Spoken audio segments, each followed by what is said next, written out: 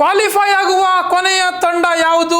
IPL ಈ ಬಾರಿ ರೋಚಕತೆಯನ್ನು ಸೃಷ್ಟಿ ಮಾಡಿದೆ. ನಮಸ್ಕಾರ, ಸ್ಪೀಡ್ ನ್ಯೂಸ್ನ ಸ್ಪೆಷಲ್ ಸೆಗ್ಮೆಂಟ್ಗೆ ಸ್ವಾಗತ. ನಾನು ಜೋಯಲ್ ಐಗೋಡ್. ಈ ಬಾರಿಯ IPL ಟೂರ್ನಿ ಇದೀಗ ರೋಚಕ ಘಟ್ಟವನ್ನ ತಲುಪಿದೆ. ಪ್ಲೇ ಆಫ್ಸ್ ಹಂತಕ್ಕೇರಲು ಕೆಲ ತಂಡಗಳ ನಡುವೆ ರೇಸ್ ಆರಂಭವಾಗಿದೆ. ಇನ್ನು ಕೆಲ ತಂಡಗಳು ಟೂರ್ನಿಯಿಂದ ಹೊರಬಿದ್ದಿದ್ದು ಬಾಕಿ ಇರುವಂತಹ ಔಪಚಾರಿಕ ಲೀಗ್ ಪಂದ್ಯಗಳನ್ನು ಆಡ್ತವೆ. 3 ತಂಡಗಳು ಈಗಾಗಲೇ ಪ್ಲೇ ಆಫ್ಸ್ ಹಂತಕ್ಕೇರಿದ್ದು. ನಮ್ಮ RCB ಆಡಿರುವಂತಹ 13 ಪಂದ್ಯಗಳಲ್ಲಿ 9 ಗೆಲುವು 4 ಸೋಲನ್ನು ಕಂಡು 18 ಪಾಯಿಂಟ್ಸ್ಗಳೊಂದಿಗೆ ಈ ಬಾರಿಯ ಪ್ಲೇ ಆಫ್ಸ್ ಪ್ರವೇಶ ಮಾಡಿದ ಮೊದಲ ತಂಡವಾಗಿದೆ. ಹಾಗೂ ಈ ಪಾಯಿಂಟ್ಸ್ ಟೇಬಲ್ನಲ್ಲಿ ಅಗ್ರಸ್ಥಾನವನ್ನು ಇನ್ನೂ ಕೂಡ ಕಾಯ್ದುಕೊಂಡಿದೆ. ಇನ್ನು RCB ಪಾಲಿಗೆ ಬಾಕಿ ಉಳಿದಿರುವಂತಹ ಒಂದು ಲೀಗ್ ಪಂದ್ಯದಲ್ಲಿ ಗೆದ್ದರೆ 20 ಪಾಯಿಂಟ್ಸ್ಗಳೊಂದಿಗೆ ಅಗ್ರಸ್ಥಾನದಲ್ಲೇ ಇರಲಿದೆ. ಒಂದು ವೇಳೆ ಈ ಪಂದ್ಯದಲ್ಲಿ ಕೊನೆಯ ಪಂದ್ಯದಲ್ಲಿ ಏನಾದರೂ ಸೋತ್ರೂ ಕೂಡ ಅಂಕಪಟ್ಟಿಯಲ್ಲಿ ಮೊದಲ ಸ್ಥಾನದಲ್ಲೇ ಇರಬಹುದಾದಂತಹ ಎಲ್ಲ ಸಾಧ್ಯತೆಗಳು ಕೂಡ ಇದೆ. ಹಾಗಾಗಿ ಬಹುತೇಕ RCB ಈ ಬಾರಿ ಲೀಗ್ ಹಂತವನ್ನು ಟಾಪ್ 1ರಲ್ಲೇ ಮುಗಿಸುವಂಥ ಸಾಧ್ಯತೆ ಇದೆ.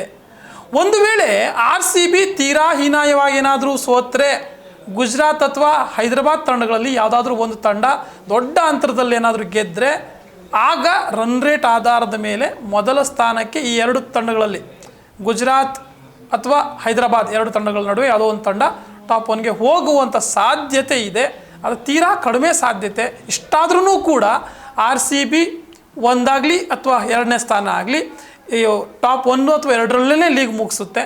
99% ಟಾಪ್ 1ರಲ್ಲೇ ಈ ಬಾರಿ ಲೀಗನ್ನು ಮುಗಿಸುವಂಥ ಸಾಧ್ಯತೆ ಇದೆ. ಹೀಗಾಗಿ ಕ್ವಾಲಿಫೈಯರ್ ಪಂದ್ಯದಲ್ಲಿ RCB ಜೊತೆ ಸೆಣಸುವಂತಹ ಕ್ವಾಲಿಫೈ 1 ಏನು ಇದೆಯಲ್ಲ ಆಡೋದು ಬಾಕಿ ಇದೆಯಲ್ಲ, ಸೊ ಇದರಲ್ಲಿ ಯಾವ ತಂಡ RCBಗೆ ಸಿಗುತ್ತೆ, ಯಾವ ಟೀಮಿನ ವಿರುದ್ಧವಾಗಿ RCB ಸೆಣಸಾಟ ನಡೆಸಬೇಕಾಗುತ್ತೆ ಅನ್ನೋದನ್ನು ಕಾದು ನೋಡಬೇಕಾಗುತ್ತೆ.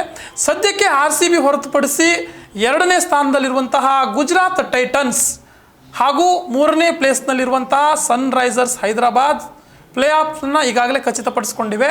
ಇನ್ನು ಬಾಕಿ ಇರುವಂತಹ ಒಂದು ಸ್ಥಾನಕ್ಕಾಗಿ 4 ತಂಡಗಳ ನಡುವೆ ರೋಚಕವಾದಂತಹ ಹಣಾಹಣಿ ಶುರುವಾಗಿದೆ.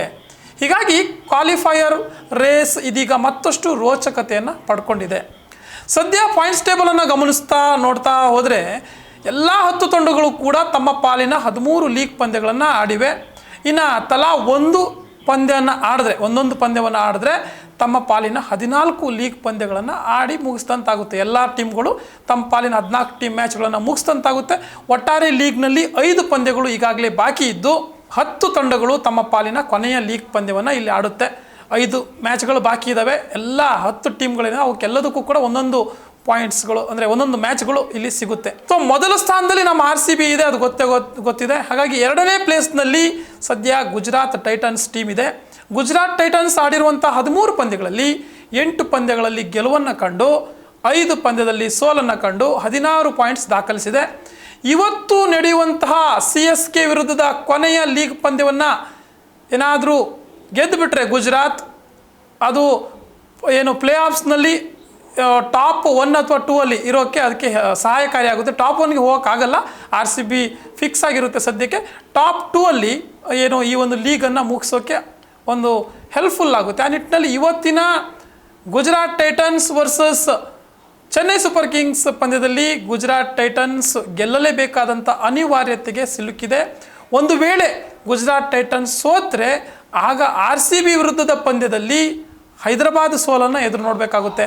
ಏನು ಹೈದರಾಬಾದ್ ವರ್ಸಸ್ RCB ಮ್ಯಾಚ್ ಇದೆ, ಆ ಮ್ಯಾಚಲ್ಲಿ ಹೈದರಾಬಾದ್ ಸೋಲ್ಲಿ ಅಂಥೇಳಿ ಗುಜರಾತ್ ಟೈಟನ್ಸ್ ಅವರು ಅಂದ್ಕೊಬೇಕಾಗುತ್ತೆ. ಆಗ ಏನಾದರೂ ಹೈದರಾಬಾದ್ ಸೋತ್ರೆ RCB ಮೇಲೆ ಈ ಗುಜರಾತ್ ಟೈಟನ್ಸ್ 2ನೇ ಸ್ಥಾನದಲ್ಲೇ ಇರುವಂಥ ಚಾನ್ಸಸ್ ಸಿಗುತ್ತೆ. ಇನ್ನು SRH ಸದ್ಯ 3ನೇ ಸ್ಥಾನದಲ್ಲಿದ್ದು ಆಡಿದಂಥ 13 ಪಂದ್ಯಗಳಲ್ಲಿ 8ರಲ್ಲಿ ಜಯವನ್ನು ಸಾಧಿಸಿದೆ, 5ರಲ್ಲಿ ಸೋಲನ್ನು ಒಪ್ಕೊಂಡಿದೆ. 16 ಪಾಯಿಂಟ್ಸನ್ನು ಗಳಿಸಿರುವಂತಹ ಹೈದರಾಬಾದ್ ತಂಡ ಈಗಾಗಲೇ ಕ್ವಾಲಿಫೈ ಆಗಿದೆ. ಈಗಾಗಲೇ RCB ವಿರುದ್ಧದ ತನ್ನ ಕೊನೆಯ ಲೀಗ್ ಪಂದ್ಯದಲ್ಲಿ ಗೆಲ್ಲುವಂಥ ಎಲ್ಲ ರಣತಂತ್ರವನ್ನು ಹೆಣೆದಿದೆ. ಗೆದ್ದರೆ 2ನೇ ಸ್ಥಾನಕ್ಕೆ ಇರ್ಬೋದು, ಸೋತ್ರೆ 3ನೇ ಸ್ಥಾನವೇ ಹೈದರಾಬಾದ್ಗೆ ಗತಿಯಾಗುತ್ತೆ.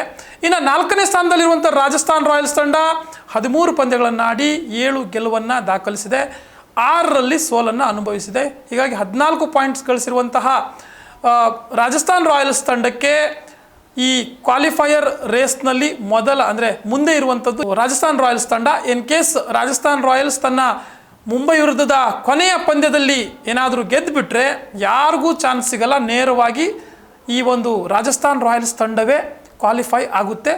ಇದೀಗ ರಾಜಸ್ಥಾನ್ ಭವಿಷ್ಯ ಅದ್ರ ಕೈಯಲ್ಲೇ ಇದೆ ಅಂತಲೇ ಹೇಳ್ಬೋದು. ಯಾಕೆಂತಂದರೆ ಏನು ಮುಂಬೈ ವಿರುದ್ಧವಾಗಿ ತಾನು ಆಡುವಂಥ ಕೊನೆಯ ಲೀಗ್ ಮ್ಯಾಚಲ್ಲಿ ಅದೇನಾದರೂ ಗೆದ್ದುಬಿಟ್ರೆ ಫಿಕ್ಸ್ ಆಗಿ ರಾಜಸ್ಥಾನನೇ ಏನು ಕ್ವಾಲಿಫೈ ಆಗುವಂಥದ್ದು, ಉಳಿದೆಲ್ಲ ತಂಡಗಳು ಹೊರ ಬೀಳುತ್ತೆ.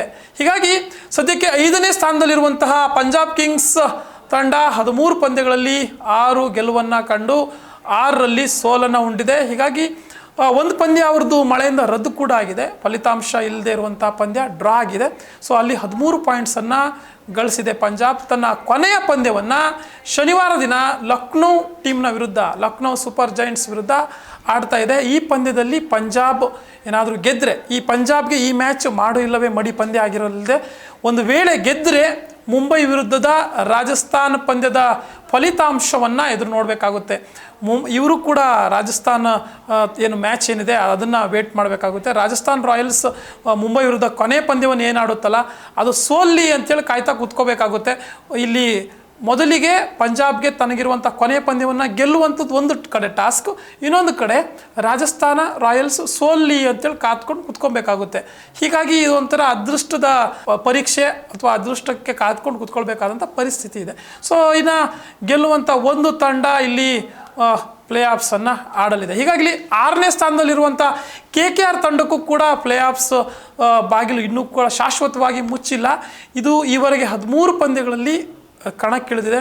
6 ಗೆಲುವನ್ನು ಕಂಡ್ರೆ 6 ಸೋಲನ್ನು ಕೂಡ ಕಂಡಿರುವಂಥದ್ದು ಯಾವುದು ಇಲ್ಲಿ KKR ತಂಡ. ಇನ್ನು ಒಂದು ಪಂದ್ಯ ಮಳೆಯಿಂದ ರದ್ದಾಗಿರೋದ್ರಿಂದ ಇವರ ಪಾಯಿಂಟ್ಸ್ ಕೂಡ 13 ಆಗಿದೆ.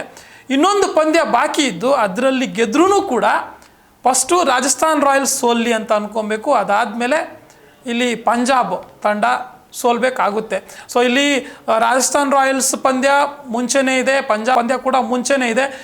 ಒಂದು ವೇಳೆ ರಾಜಸ್ಥಾನ್ ರಾಯಲ್ಸ್ ಹಾಗೆ ಪಂಜಾಬ್ ಇಬ್ಬರೂ ಕೂಡ ಅವರವರ ಮ್ಯಾಚಲ್ಲಿ ಸೋತ್ರೆ ಏನು ಈ KKR ಏನಿದೆ ಇದು ಕೊನೆಯ ಮ್ಯಾಚನ್ನು ಆಡುತ್ತೆ ಲೀಗಲ್ಲಿ. ಸೊ KKR ಆಗ ಇನ್ನಷ್ಟು ಜೋಶ್ನಲ್ಲಿ ಕೊನೆಯ ಪಂದ್ಯವನ್ನು ಗೆಲ್ಲೇಬೇಕು ಅಂತ ಹಠಕ್ಕೆ ಬಿದ್ದು ಗೆದ್ದು ಕ್ವಾಲಿಫೈ ಆಗುವಂಥ ಸಾಧ್ಯತೆ ಇದೆ. ಹೀಗಾಗಿ KKRಗೂ ಕೂಡ ಇನ್ನೂ ಕೂಡ ಚಾನ್ಸ್ ಇದೆ. ಇನ್ನು 7ನೇ ಸ್ಥಾನದಲ್ಲಿ CSK ಟೀಮ್ ಇದ್ದು 13 ಪಂದ್ಯಗಳಲ್ಲಿ 12 ಪಾಯಿಂಟ್ಸನ್ನು ಗಳಿಸಿದೆ. ತಮ್ಮ ಕೊನೆಯ ಪಂದ್ಯದಲ್ಲಿ ರಾಜಸ್ಥಾನ್, ಪಂಜಾಬ್, ಕೋಲ್ಕತ್ತಾ 3 ತಂಡಗಳು ಕೂಡ ಸೋಲ್ಬೇಕಾಗುತ್ತೆ ಈ CSK ಏನಾದರೂ ಕ್ವಾಲಿಫೈ ಆಗಬೇಕು ಅಂತಂದರೆ. ಅದರಲ್ಲೂ ಕೂಡ ರಾಜಸ್ಥಾನ್ ರಾಯಲ್ಸ್ ಅಂತೂ ಹೀನಾಯವಾಗಿ ಸೋಲ್ಬೇಕಾಗುತ್ತೆ. ಯಾಕೆಂತಂದರೆ ರಾಜಸ್ಥಾನ ಮತ್ತು CSKಗೆ ಕಂಪೇರ್ ಮಾಡಿದ್ರೆ ಪಾಯಿಂಟ್ಸ್ ಟೇಬಲಲ್ಲಿ ನೆಟ್ ರನ್ ರೇಟ್ ಏನಿದೆಯಲ್ಲ, ನೆಟ್ ರನ್ ರೇಟ್ ರಾಜಸ್ಥಾನದ್ದು ಜಾಸ್ತಿ ಇದೆ. ರಾಜಸ್ಥಾನ ಹೀನಾಮಾನವಾಗಿ ಸೋತು ಅವರ ನೆಟ್ ರನ್ ರೇಟ್ ಡೌನ್ ಆಗಿ, ಇನ್ನೊಂದು ಕಡೆ ಪಂಜಾಬ್ ಸೋತು, ಕೋಲ್ಕತ್ತಾ ಸೋತು, ಕೊನೆಗೆ ಇವರ ಮ್ಯಾಚಲ್ಲಿ ಏನು CSK ಮ್ಯಾಚಲ್ಲಿ CSK ಗೆದ್ದರೆ ಏನು ಈ ಒಂದು ಕ್ವಾಲಿಫೈಯರ್ ರೇಸ್ಗೆ ಅರ್ಹತೆಯನ್ನು ಪಡೆದುಕೊಳ್ಳುವಂಥ ಸಾಧ್ಯತೆ ಇದೆ. ಹಾಗೆ ಈ ಎಲ್ಲ ಸಾಧ್ಯತೆಗಳು ತೀರಾ ಕಡಿಮೆ ಇದೆ. ಹೀಗಾಗಿ CSK ಕ್ವಾಲಿಫೈ ಆಗುವಂಥ ಸಾಧ್ಯತೆ ಕೂಡ ತುಂಬ ವಿರಳ ಅಂತಲೇ ಹೇಳ್ಬೋದು. ಅದೇ ರೀತಿ 8ನೇ ಸ್ಥಾನದಲ್ಲಿ DC ಇದೆ. 13 ಪಂದ್ಯಗಳಲ್ಲಿ 6 ಗೆಲುವು 7 ಸೋಲನ್ನು ಅನುಭವಿಸಿದೆ, ಪಾಯಿಂಟ್ಸ್ 12. ಸೊ ಅಂತಿಮ ಪಂದ್ಯದಲ್ಲಿ ಡೆಲ್ಲಿ ಗೆದ್ರೂ ಸೋತ್ರೂ ಏನು ಉಪಯೋಗ ಇಲ್ಲ. ಗೆದ್ದರೂ ಕೂಡ ಅವರು ಪಾಯಿಂಟ್ಸ್ 14 ಆಗುತ್ತೆ. ರನ್ ರೇಟ್, ನೆಟ್ ರನ್ ರೇಟನ್ನು ನೋಡೋದಾದರೆ ಮೈನಸ್ ಇದೆ. ಸೊ ಹಾಗಾಗಿ ಡೆಲ್ಲಿ ಕ್ಯಾಪಿಟಲ್ಸ್ಗೆ ಯಾವುದೇ ಚಾನ್ಸಸ್ ಇಲ್ಲ. ಇನ್ನು 9ನೇ ಸ್ಥಾನದಲ್ಲಿ ಹಾಗೂ ಕೊನೆಯ ಸ್ಥಾನದಲ್ಲಿ ನೋಡೋದಾದರೆ MI ಹಾಗೆಯೇ LSG ಇದೆ. ಕೊನೆಯ ಸ್ಥಾನದಲ್ಲಿ LSG, 9ನೇ ಸ್ಥಾನದಲ್ಲಿ MI ಇದೆ. ತಲಾ 13 ಪಂದ್ಯಗಳನ್ನು ಆಡಿರುವಂಥ ಈ 2 ತಂಡಗಳು ಪಾಯಿಂಟ್ಸ್ ಟೇಬಲ್ನಲ್ಲಿ ಬಾಟಮ್ನಲ್ಲಿ ಇದ್ದಾವೆ, 2 ತಂಡಗಳು ಕೂಡ. ಹೀಗಾಗಿ ಈ 2 ತಂಡಗಳಿಗೂ ಕೂಡ ಈಗಾಗಲೇ ಪ್ಲೇ ಆಫ್ಸ್ ಬಾಗಿಲು ಮುಚ್ಚಿದೆ. ಪ್ರಶಸ್ತಿ ಸುತ್ತಿನಲ್ಲಿ ಆಡುವಂಥ ಯಾವುದೇ ಅವಕಾಶ ಈ ಬಾರಿ ಅವರಿಗೆ ಇಲ್ಲ. ಮುಂಬೈ LSG ಜೊತೆಗೆ ಡೆಲ್ಲಿ ಕ್ಯಾಪಿಟಲ್ಸ್ ಕೂಡ ಈಗಾಗಲೇ ಟೂರ್ನಿಯಿಂದ ಹೊರಬಿದ್ದಿದ್ದು RCB, GT ಹಾಗೂ SRH ಪ್ರಶಸ್ತಿ ಸುತ್ತಿನಲ್ಲಿ ಆಡುವಂಥದ್ದು ಕನ್ಫರ್ಮ್ ಆಗಿದೆ. ಇನ್ನೊಂದು ಸ್ಥಾನಕ್ಕಾಗಿ ಈಗಾಗಲೇ ಪ್ಲೇ ಆಫ್ಸ್ನ ರೇಸ್ ನಡೀತಾ ಇದೆ. ಅಂತಿಮವಾಗಿ ಕ್ವಾಲಿಫೈ ಆಗುವಂಥ ಆ ಒಂದು ತಂಡ ಯಾವುದು ಅನ್ನುವಂಥ ಕುತೂಹಲ ಈಗ ಹೆಚ್ಚಾಗಿದೆ. ಕಳೆದ ಬಾರಿಯ ಚಾಂಪಿಯನ್ಸ್ ನಮ್ಮ RCB ಉತ್ತಮ ಲಯದಲ್ಲಿದ್ದು ಈ ಬಾರಿಯೂ ಕೂಡ ಪ್ರಶಸ್ತಿ ಗೆದ್ದು ಚಾಂಪಿಯನ್ ಪಟ್ಟವನ್ನು ಉಳಿಸಿಕೊಳ್ಳುತ್ತಾ ಅನ್ನೋದನ್ನು ನಾವು ಕಾದು ನೋಡಬೇಕಾಗಿದೆ. ಬಲಿಷ್ಠ ತಂಡವಾಗಿರುವಂತಹ ನಮ್ಮ RCB 17 ವರ್ಷಗಳ ಪ್ರಶಸ್ತಿ ಬರವನ್ನು ಅನುಭವಿಸಿದ ನಮ್ಮ ಬೆಂಗಳೂರು ಸಿಂಹಗಳು ಕಳೆದ ಬಾರಿ ಗೆದ್ದಂತೆ ಈ ಬಾರಿಯೂ ಕೂಡ ಗೆದ್ದು ಬ್ಯಾಕ್ ಟು ಬ್ಯಾಕ್ ಚಾಂಪಿಯನ್ ಆಗ್ತಾರಾ ಅನ್ನೋದನ್ನು ಕಾದು ನೋಡಬೇಕಾಗಿದೆ. ಇದು ಕೋಟ್ಯಂತರ ಅಭಿಮಾನಿಗಳ ಆಶಯ ಕೂಡ. RCB ಈ ಬಾರಿ ಕೂಡ ಟೈಟಲ್ ಗೆಲ್ಲಿ ಅನ್ನುವಂಥದ್ದು. ನಿಮ್ಮ ಅನಿಸಿಕೆ ಅಭಿಪ್ರಾಯಗಳನ್ನು ಕಾಮೆಂಟ್ ಮೂಲಕ ತಿಳಿಸಿ. ಯಾರು ಕ್ವಾಲಿಫೈ ಆಗ್ತಾರೆ, ಹಾಗೆಯೇ ಈ ಬಾರಿಯ IPL ಅನ್ನು ಯಾರು ಗೆಲ್ಲಬೇಕು ಅಂತೇಳಿ.